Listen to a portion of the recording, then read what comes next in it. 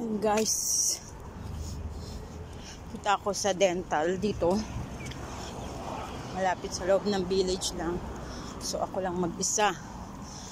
Ano lang ako ng amo ko yung ano niya, card niya. Kasi bawal ang cash dito eh. Kailangan ATM or kinet ng amo. Papadental ako. Cleaning. Tapos papagawa akong bagong pustiso. Ayan guys. Dito lang yan. Malapit lang. So, nakaring ko na lang. Hindi kasi magluluto. Doon sila kakain sa lola nila. So, nagsabi ako na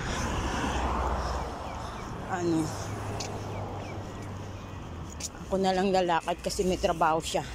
Ito guys, oh, ang ating pambansang dahon, di ba? Anahaw. Ayan, oh, ginagawa lang nilang ano to. Ito yung anahaw. Kita nyo? Sa atin, ano yan? Nakaring ko lang.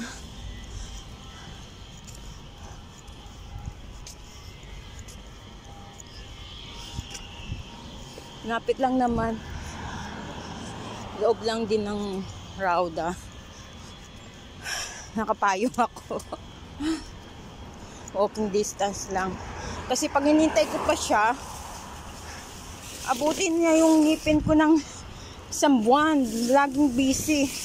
Sa trabaho, sa gala.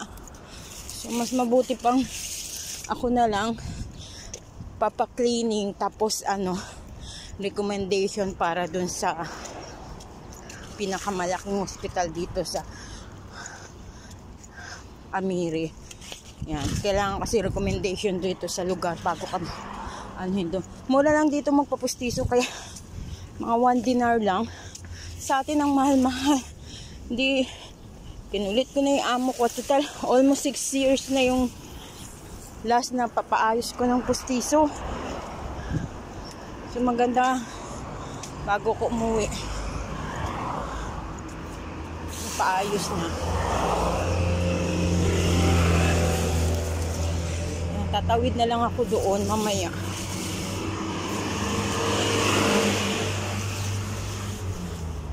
Parang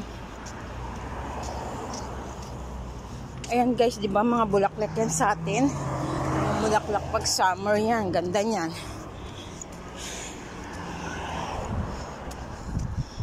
Mga alaga ko nasa sa school.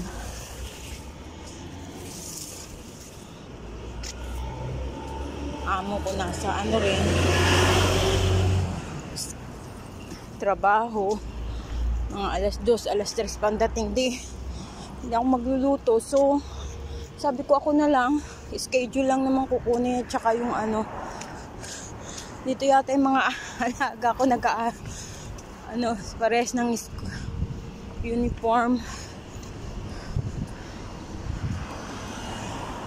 Tatawid ako guys.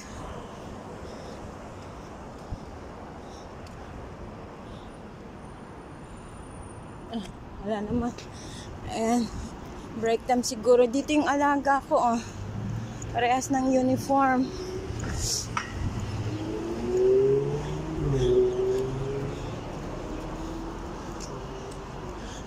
Ito yung public school dito. So ang school ng mga alaga ko dito lang sa loob ng village.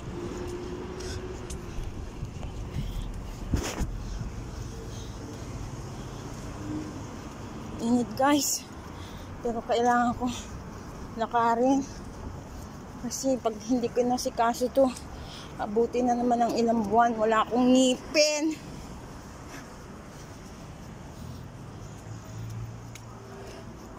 Papa-cleaning and pustiso. Ayan.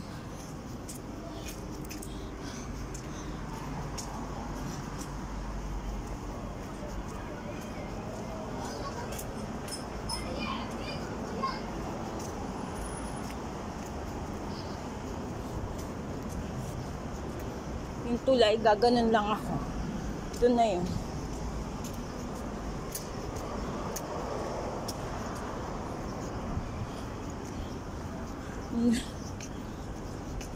Transfer kasi kami ng bahay. Nagawa yung lumang bahay.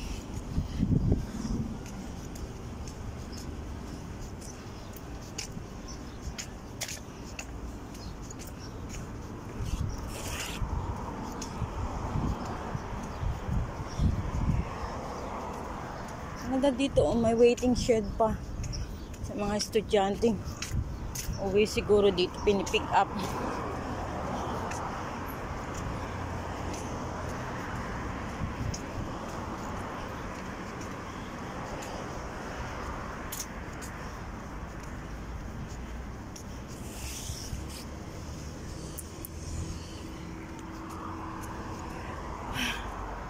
Dito mga lahat di kotse.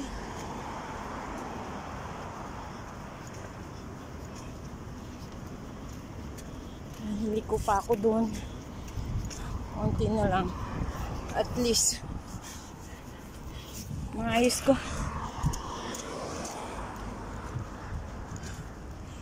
Ito yung school.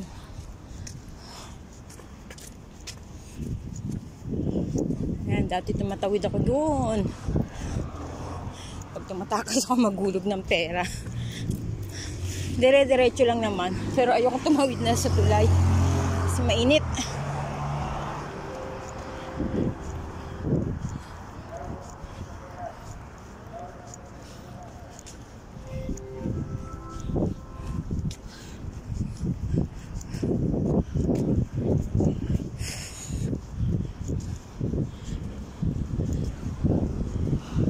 Tsagaan ko na lang. Pag di ko pagtsagaan to,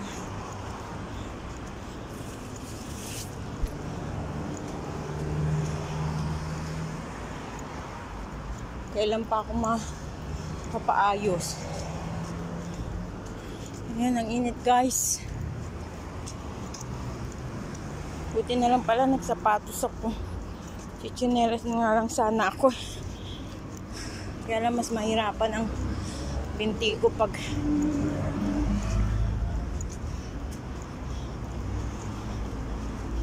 ayan guys.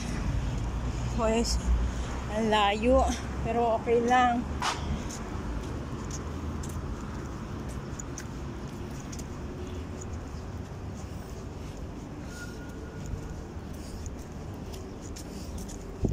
Ito yung tinatawid kong tulay dati.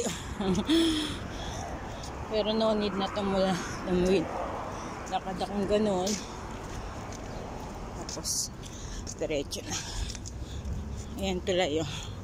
Nilalakad ka. Diretso na yan. Magandang tulay na rin dito. Matibay.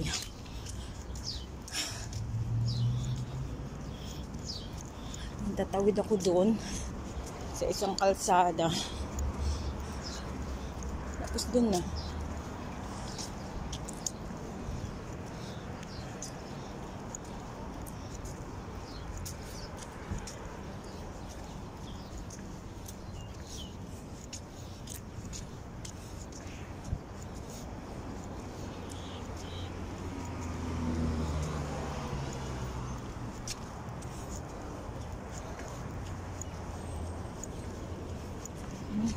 Sobrang init kahit tanghaling tapat nag-aaral ng tubig.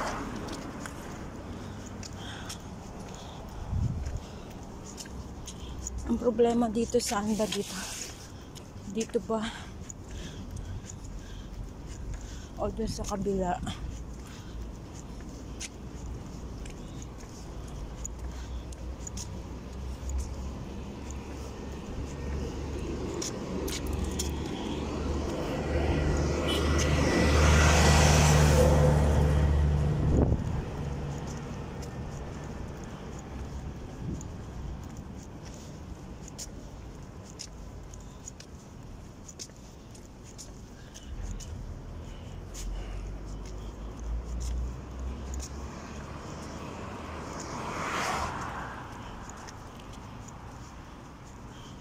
Dito yata yun.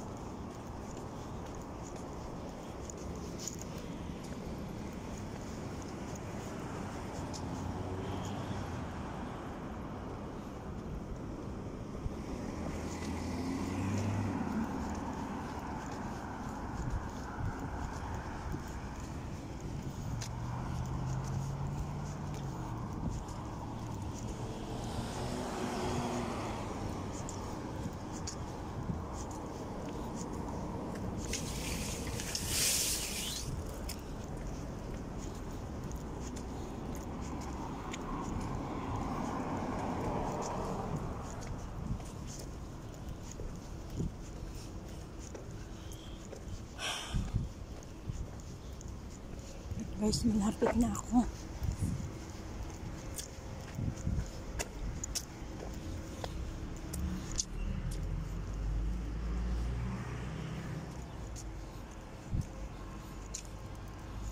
Init guys, oh.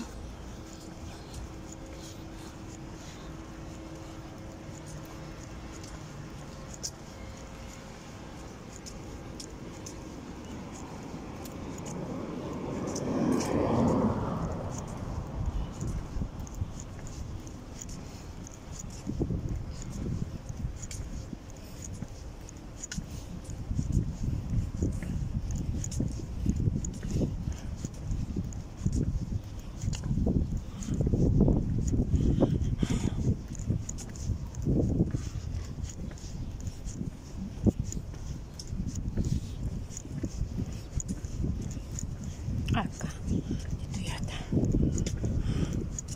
Ano na dito?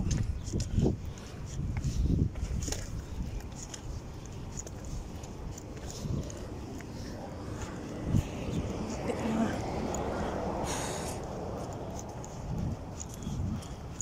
Sana dito na.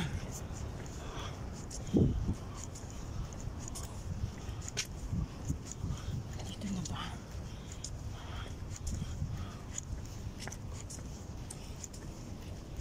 Ito na yata, oo.